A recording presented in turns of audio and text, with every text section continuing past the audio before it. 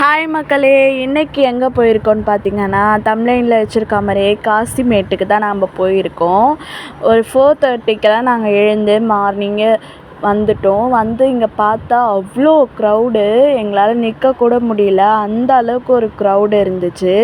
சரி, அதுக்குள்ளேயே போயிட்டு என்னெல்லாம் இருக்குதுன்னு பார்க்கலான்னு சொல்லிட்டு நாங்கள் வந்துட்டோம்.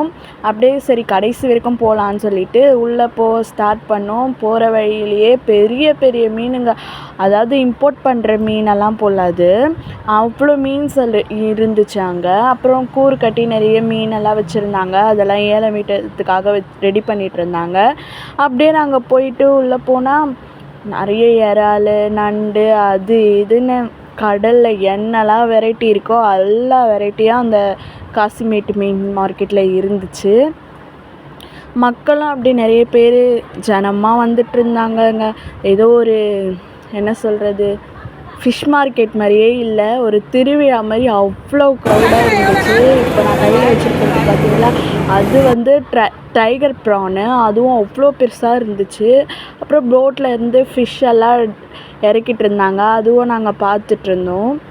எங்களுக்கு தெரிஞ்சது ஒரு 3-4 வெரைட்டி மீன்ஸ் தான் தெரியும். ஆனால் இங்கே இருந்தது அவ்வளோ மீனுங்க. அதில் பாதி பேர் கூட எங்களுக்கு தெரியல. இருந்தாலும் எல்லாத்தையும் அப்படியே வாயை பொளந்து பார்த்துட்டு நாங்களும் ஒன் பை ஒன்னாக பார்த்துட்டு கிளம்பிட்டே இருந்தோம். போன வழியிலேயே அப்படியே சன்ரைஸ் ஆச்சு. அதை பார்க்கும்போது அவ்வளோ ஒரு ரெஃப்ரெஷ்மெண்ட்டாக இருந்துச்சு.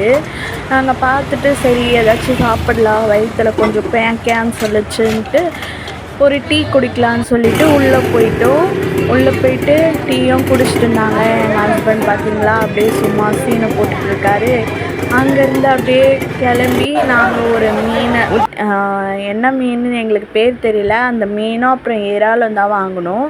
வாங்கிட்டு அப்படியே வீட்டுக்கு கிளம்பலான்னு சொல்லிட்டு வர வழியில் பார்த்திங்கன்னா ஏலம் விட்டுருந்தாங்க மீன், அதுவும் நாங்கள் பார்த்துட்டு இருந்தோம்.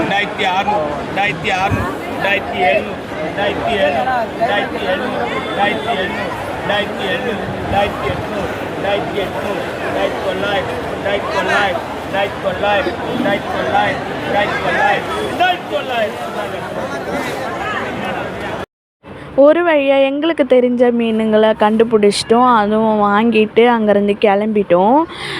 இந்த மாதிரி வீடியோஸ் உங்களுக்கு வேணும்னா லைக் பண்ணி, ஷேர் பண்ணி, சப்ஸ்கிரைப் பண்ணுங்கள். நீங்கள் கொடுக்குற ஒரு சப்ஸ்கிரைபும் தான் எங்களுக்கு பூஸ்டப் பண்ணும். ப்ளீஸ் சப்போர்ட் பண்ணுங்கள் மக்களே.